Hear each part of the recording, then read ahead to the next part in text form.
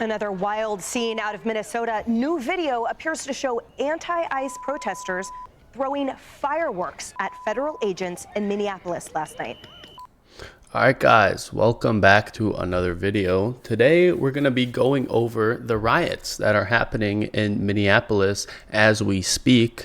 I think this video and this footage is from yesterday or maybe even a couple days ago. But yeah, this is due to obviously the killing of Renee Good by the ICE agent. Renee Good obviously tried to run over the ICE agent and she got shot point blank in the head and she died. So there's a lot of chaos everywhere, but especially in Minneapolis where this happened, and there are riots breaking out. So we're gonna look at the footage here by Fox News. It's called "Rioters Hurl Fireworks at ICE Agents in Minneapolis." So let's check it out. Demonstrations in the Twin Cities are intensifying, with officials reporting dozens of arrests since Friday. The cities and state filed a lawsuit against the Trump administration yesterday, calling the recent surge of immigration agents a federal invasion. Shortly after, Chicago and Illinois announced they filed a similar suit. Paul Morrow, let's get your legal take on the lawsuits first. Okay, it seems to be grounded, first of all, in some federal overreach, but also the First Amendment. And they're going to I'm sure they're going to throw in some equal protection stuff, because every time it comes up, any of the so-called leaders in these places invokes racism.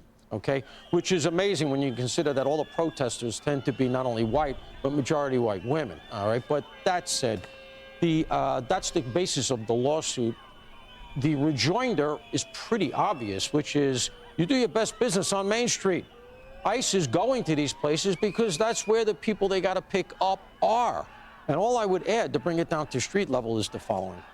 As ICE goes into these locations, one of the things they've learned, and I've heard them articulate that, and let's recognize, by the way, that they're hiring, I think, 5,000 to 10,000 new ICE agents under the big, beautiful bill. So they're going to have the bodies to do this.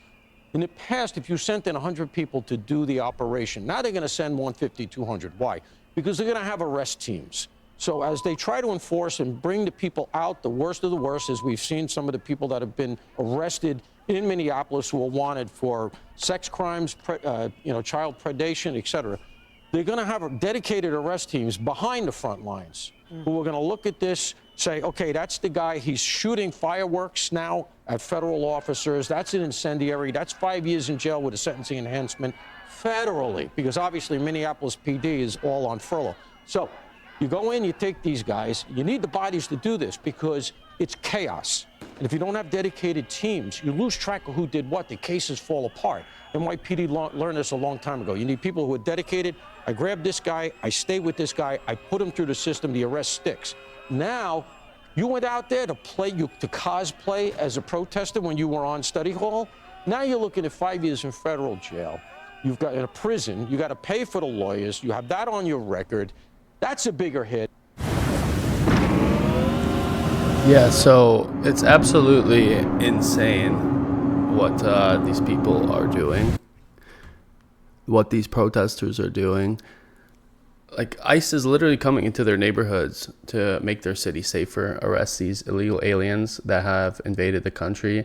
And then the governor and the mayor of Minneapolis, Tim Walz and Jacob Frey, and like he said, just Chicago, they're saying this is federal overreach for trying to protect the country and protect the people by arresting these illegal aliens. So it's absolutely insane. I mean, and like you said, the protesters are majority liberal white women. Like, I was just at the protest in New York City. It was like anti-ICE, anti-war, anti-Trump, and most of the people there were liberal white women. And you try to talk to them and they have nothing to say.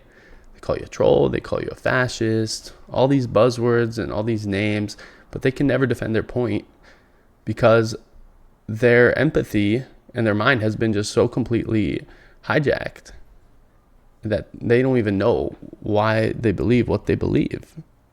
And that's where this stops. Harris, we saw last year during the LA protests that those individuals, the cosplayers, throwing Molotov cocktails at law enforcement were slapped with 10-year federal charges for the destructive device that they're throwing. So Paul's absolutely right. What we are seeing unfold before our eyes is not okay, and it is frightening for the safety of the officers. First of all, cosplay is so perfect, and I'm glad you said it again. Because that's what's going on. I mean, look, it would seem that there is no mission here, just like what we saw on the university campuses. Who's speaking up for the people in Iran? Who's even talking about the Palestinians anymore? Yeah. I mean, all of that went away. So it is cosplay. And they're out there right now becoming, you know, people who are obstructing justice among the crowd.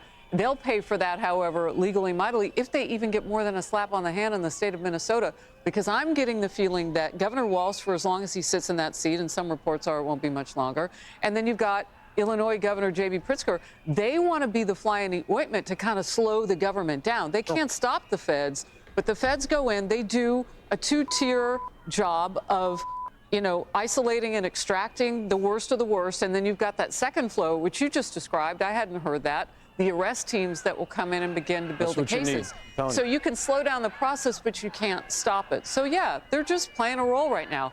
And they're being tooled to death. I mean, they're just paid. They're incentivized online, more clicks, more love from the algorithms. I mean, think about it, people. This goes on your professional and your personal resume for the rest of your life. So, Martha, Paul, as we talked about the lawsuits that they have now filed against the federal government, he mentioned the First Amendment. So Minneapolis and Minnesota are arguing that these are targeted operations against them. They say that the federal government, that President Trump, is targeting them for their rhetoric, that because they've stood up for Minnesotans and you know, for some reason, I guess calling ICE Gestapo is protected, but they feel that these operations are unlawful. So they're asking for an injunction saying to stop it right now, stop this full ICE operation. And then number two, rule it completely unconstitutional because as they say, we don't need it any more than any other city. And yet, look, the feds are here in our backyard. Now, I'm not quite sure what the families of the victims of those horrific criminals that Paul mentioned, the sodomizers and the rapists and the homicidal maniacs that were extracted out of Minneapolis, I'm not sure what they would say to that argument by Walz and Fry. Well, you would have to compare. Yeah, it's absolutely an insane argument. Oh, other states and cities need it more than us, so don't come in here? What? They're obviously going to Minneapolis because of the fraud that was exposed that the Somalians were doing. And there's obviously a big problem in Minneapolis. Like, yeah, there's problems in other cities and states. Does that mean that disqualifies ICE from coming into Minneapolis? It doesn't, makes no sense, honestly. And it's insane. These protesters are standing up for people who don't even like them, who don't care about them. Like, I don't know if you guys saw, but there was a clip of another white woman saying Renee Good deserved what she got because of her white privilege. So it's insane. These people are dying for a cause and for people that don't care about them. They literally hate them, that want them dead, that don't care about them one bit. Whether there's equal treatment in other cities where you're not hearing those sorts of things and how those operations are going when they have cooperation from local law enforcement. It's a very different picture. So you would have to prove that they're being treated differently than those places where the model is working a bit better. And it does remind me back to the George Floyd days when police activity was so suppressed in Minneapolis, where the police officers abandoned the 3rd precinct in the middle of the night and drove away. The people who were hurt the most, and we went out there and talked to people on the ground there and in neighborhoods where they were saying, we need police. Imagine being able to build anything just by thinking about it. So yeah, Meet I Base mean, I don't 44, know a complete AI creation Hopefully platform. this doesn't escalate further. We need the police, and they are not the characterization of the people that you said are protesting. These are people who felt that their streets were unsafe. They had drive-by shootings. They had more gang activity in some of these neighborhoods because the police were hanging back. And that is what makes it a very unsafe situation. So, and I'm also struck by, you know, you see protesters out on the streets in New York. The signs change like every 3 weeks, right? Oh, yeah. So now it's this poor woman who lost her life, Renee Good. And you're so right. Where are the Palestinian signs? I guess they're in the storage closet. Well, they turned them over and wrote on the other side. Yeah. No, that's actually a great point. Like, these protesters, again, they don't know what they're protesting for. Every day, every week, it's a new sign, it's a new issue that they don't care about, that's in the media, is being overblown. And you actually have to follow the money, too. You have to see how these protesters are getting paid. Someone's paying those protesters to be there.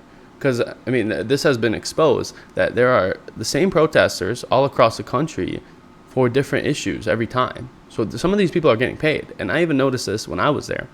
There was these people with yellow vests on, and we were trying to talk to people, and this one guy just followed us for like literally 2 hours straight, maybe even longer.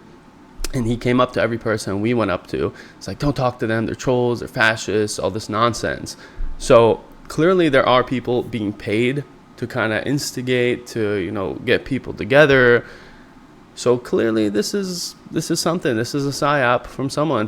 Other people get roped in. Some people come there naturally because they're so deluded and don't even know what they're marching for, but they see it in the media and something gets hijacked, or the media tells them to go out and protest. This is what happens.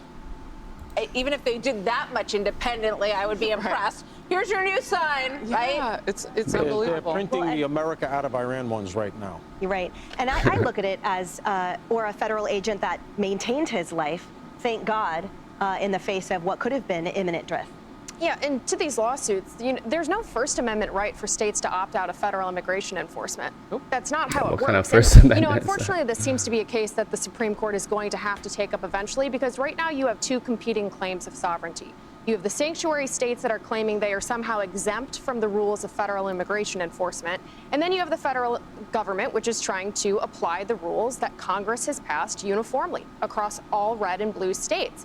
This is unsustainable. You can't have blue states continue to do this. And more to the point, you can't have the left believe that they can nullify the results of an election, a presidential election in which the mandate of the people was clear. They voted for stricter immigration enforcement. And right now, the left thinks that they can nullify that through continued violence against ICE and against Border Patrol and the other agencies that are specifically designed for preserving American sovereignty and identity. That's a huge problem, and it's going to be more than just a legal question. It's really a cultural one as well. Hey everyone, I'm Emily Campagno. Yeah, guys. I mean, honestly, ICE. A lot of these ICE agents deserve a round of applause. Yeah, I mean, like when people like hate you and coming into the city, I saw there was like some other news that broke out. I forgot where this was, but an ICE agent got hit with a shovel, or somebody swung on him with a shovel, and he only shot him in the foot.